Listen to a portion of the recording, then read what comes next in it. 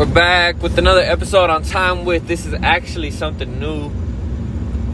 This is a weekly recap on finances with Stickman. We're actually in 2021, January 2021. You're probably not hearing this till 2022. But my purpose of doing this is actually recording every week a recap of my finances. I'm actually going through the Dave Ramsey journey. The 7 baby steps, the beans and rice, no stepping into a restaurant until whatnot, right? So, this is the first week. I actually just learned how to budget last month, December of 2020. I learned how to budget. It's not easy. So, I thought I was always good with money and stuff, but once you have discipline for every dollar, it's like it changes your way of thinking. For one, it changes your way of living, and it changes your way of understanding how things work. It's like you no longer stress about money. Why? It's because you have a balance, and then you have your bills, and you subtract that, and you come out with a positive number versus a negative number. That's doing a budget. What I did was put everything that I spent, even every yearly subscription.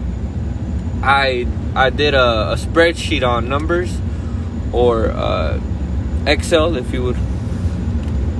Now, I did a section where it was every 2 week expenses, every month expenses, and every year expenses, like my yearly subscriptions and whatnot too. So on the yearly subscriptions, I averaged out what it would be per pay period, per every 2 weeks, if I divided that amount by 12 and divided by 2, because there's 2 pay periods in every month and there's 12 months. So that's what I did to average out the yearly. And then I did the same with the monthly, but of course I divided different numbers to get the results for the amount of in that circulation or whatnot, right? And then I did the same for the 2 weeks, but the 2 weeks is just 2 weeks. So I did the math to average out all of them, right? To average out what I have to spend per pay period. That way at the end of the year I can be able to afford that subscription. I could already have that money set aside for that subscription and whatnot. I started doing that, and that wasn't working. I was still in the negatives. Like my income was less than what I was spending. Well, what I had budgeted, because I wanted to live over my means. And when you have a negative number, that's really what it is. You're living over your means. So I started crossing out the stuff I really don't need. Like some silly subscriptions. For example, Amazon Prime. I started crossing out all these things I didn't need. And then I started realizing that in that process, I'm like, man, we always spend a lot of money on stuff we don't need. I was spending too much money on food when I could literally budget right and save money and actually eat better. You ask yourself how and why.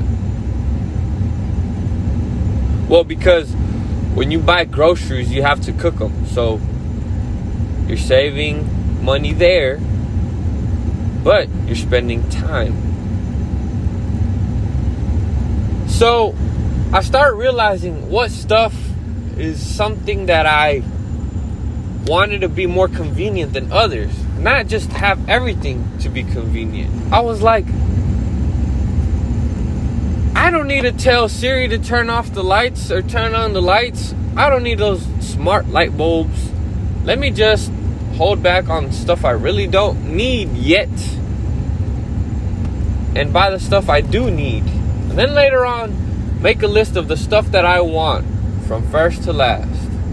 Unfortunately, because I was living over my means for so long, I had dug a hole so deep that I had to live way under my means to catch back up.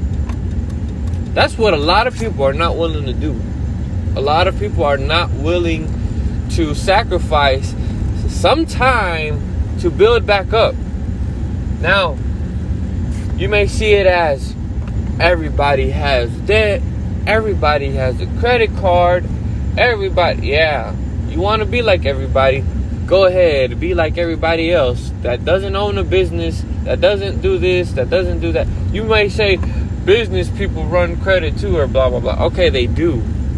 But you can build a more stable business running debt-free versus running a business with debt. Because of debt already, you're building stress and you really don't know it until that hole is deep enough to where you're like, oh man, how do I get out of this mess?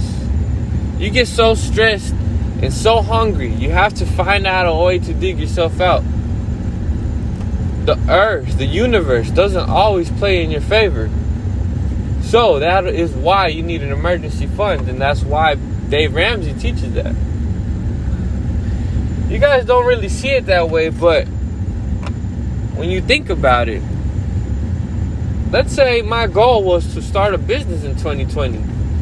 I was ready to get at it. And I did start. And then the pandemic started. Crazy.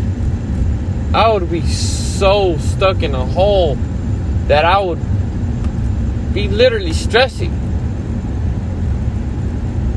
You put that into perspective, okay, that's a one-in-a-lifetime situation, whatnot, blah, blah, blah. Well, every year, every time there's something that happens, it's unexpected. You never know. You can't really predict your numbers to the T. That's why you have your rainy day funds, 3 to 6 months of expenses. That is very important. Before you invest, you have 3 to 6 months of being jobless pretty much. To figure something out, to not have a job for 3 or 6 months, depending on how much you want to save up for. Of your expenses, of your bills. You save that up. You won't stress about your business not meeting its numbers this month. You're going to be like, dang, we made a mistake somewhere. Or something has changed. Let's go ahead and take some time and see what happened. Versus, man, we didn't meet blah, blah, blah quota this month. Such and such is going to be short and blah, blah, blah, this and that. Because when a business works in payroll, they pay themselves last, right? Well, at least that's how most of them work. When you're running a business, it has to be important to understand that. Don't get ahead of yourself and impatient and say, I need a credit line because everybody has one. I mean, yes, there's a probability you can grow, quote unquote, quicker. You're taking a risk at the end of the day with, like, just like anything else. Would you rather play it safe or sorry? Well, a lot of people say if you don't risk anything, you don't win anything. But if you play it safe and you understand what you're doing, you win a whole lot more. Because you actually know what you're doing. It's like saying, I'm trying to put a job as an example. It's like saying, I go to work every day and I get paid a certain amount per hour, for sure, right? This is where a lot of people are going to be like, bro, that's the point of business. All right. But I could also start selling something on the street and just kind of take my chances on how much money I'll make that day, right? Exactly. You don't know how much you're going to make. So, play it safe. Get you some money saved up. 3 to 6 months of expenses. I'm sorry, y'all. I got some real shit stuck in my throat. Alright. So, once you save that, then you could run your little, tea stand or whatnot, lemonade stand. Sometimes, not all the time, when you're available, because you got another thing to do, right? A real job. So, you put up that lemonade stand, you see how it does. On your free time, you focus on that. With that little money, you start saving up. By that time, you will definitely see if it is worth quitting your job or getting a separate part-time job, like quitting that full-time job, getting a part-time job to focus full-time job on your lemonade stand. And then you make enough money one day. Now, mind you, you have 3 to 6 months of expenses. So if something's going downhill, you have enough time to catch yourself and get a part-time job or go back to something similar to what you used to have, right? In case you quit your job. So, you get you a part-time job, you're doing your lemonade stand full-time, and then you realize you don't need your part-time job anymore. Because your full-time lemonade stand is functioning, running properly. You still have your 3 to 6 months of expenses. You ain't got nothing to worry about. Then is when the real numbers start coming. The real growth. You start investing 15% of the income of your business. Aside from, paying everybody else, yourself and whatnot. Boom, boom, boom. You reinvest that 15%. You already know what you're doing, so you know where to invest that money. You have its own savings for that business, the same way you would for yourself. And then that investment money is going to be nothing to you, no pain to you, because it's profit from the own company. It's only a certain amount. It's a budget amount, a controlled amount. And you have a team built where that investment is doing what it's supposed to be doing. The numbers are not predicted to the T.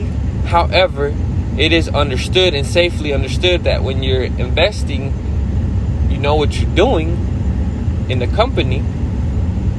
So you kind of got to guess the amount of what your outcome will be, right? You play it safe. Or you want to run credit and just take your chances and really not learn anything and just spend a shitload of money on people who have a degree that probably don't have experience in marketing or running a business, a real one, because they never learned the right way. 2020 taught me discipline and patience.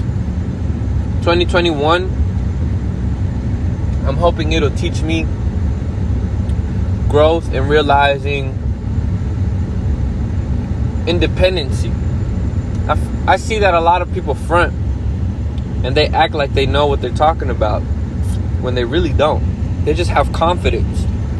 They just have confidence in their craft and what they do. Therefore, it brings good energy, and the people who are listening to them feel like they can trust them. But that only goes so long.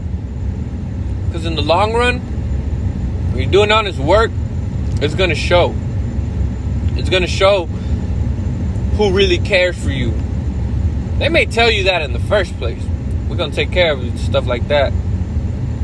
But in the end, are they really going to take care of you? Are they really going to check up on you? Are they really going to make sure you succeed? Or are they just going to make sure they got a paycheck from you?